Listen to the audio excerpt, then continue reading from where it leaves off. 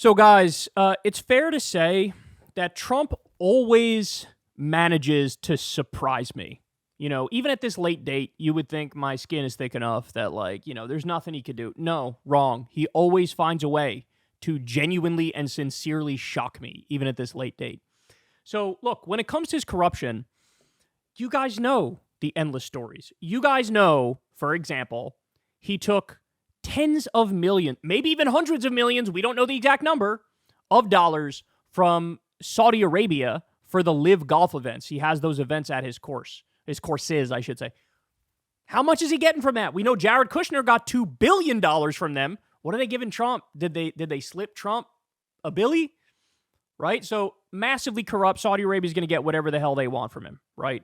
He took $100 million from Miriam Adelson and $200 million from Sheldon Adelson and did their bidding vis-a-vis Israel.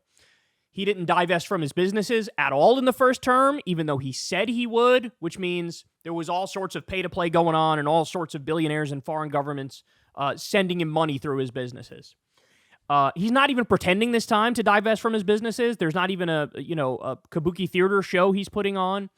Trump made $160 million from foreign countries as president the first time.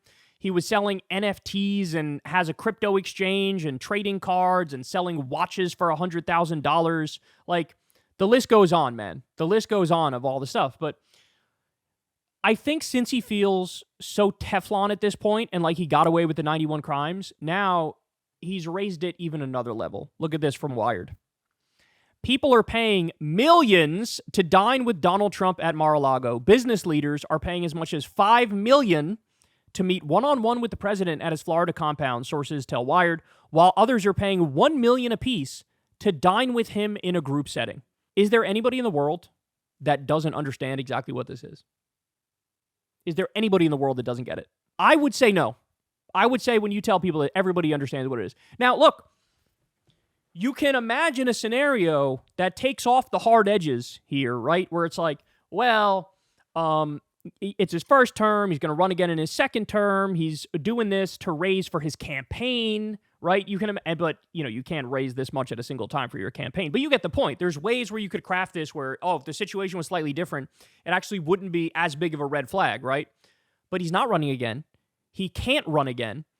And it's $5 million a pop for a one-on-one meeting with a business leader and $1 million in a dinner group setting. This government is directly run these days by massive multinational corporations, Wall Street CEOs, robber barons. I mean, there's no way around it. This is why you're going to get the massive tax cuts for the rich and corporations again. This is why you're going to see corporate welfare and subsidies out the wazoo for various businesses. Anybody who gives this man $5 million to meet with him one-on-one, they will be able to loot the treasury. They will be able to get in on the insider information that we've talked about, just like when Trump launched the crypto reserve and somebody bet 50 million or 200 million and made a quadrillion fucking dollars because somebody had the insider information and knew which coins were about to blow up. All of these people who are paying Trump 5 million, paying Trump 1 million, they are all going to be getting insider information, massively corrupt deals, and this is all at the same time that his government is slashing Medicaid, slashing Social Security, screwing over regular people, slashing the food stamp program. I mean, it is. It's oligarchy, right? It's oligarchy, it's kleptocracy, and it's now like the veneer is no longer there.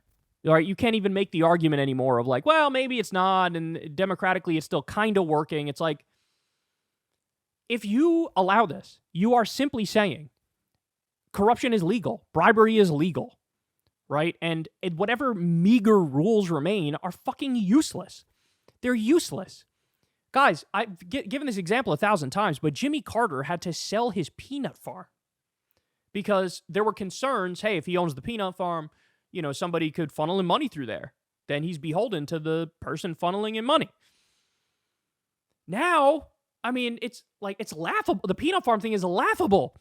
Looking at this, so we have we've crashed out as a country, bro.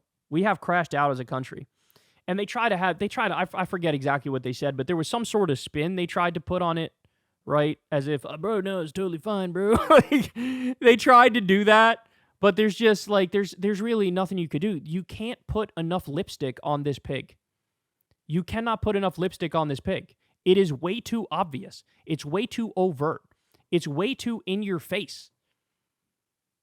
Like, it doesn't get any more clear than this. So, I mean, it's just, and the thing that shocks me every day is like he still has the nerve to bother calling other people corrupt, to go, whoever it may be, to go after Biden, to go after Hunter Biden, to go after fucking Hillary or whatever. Like, you blow them out of the water, dog. Like, what they do is child's play next to you. So, don't worry, guys. I'm sure they're going to be all over this on Fox News and in conservative media. Shit. Oh, they're going to be all over it on CNN and MSNBC, right? Wrong. Again, this will be like, shout out to Wired. Great of them to do this piece. But, like, this is the only place you're going to fucking hear about it. It's like here and there. And that's it. And that's a shame.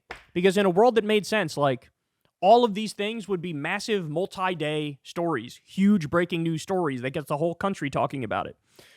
But instead, he's given us scandal fatigue, controversy fatigue. That's what Trump's done.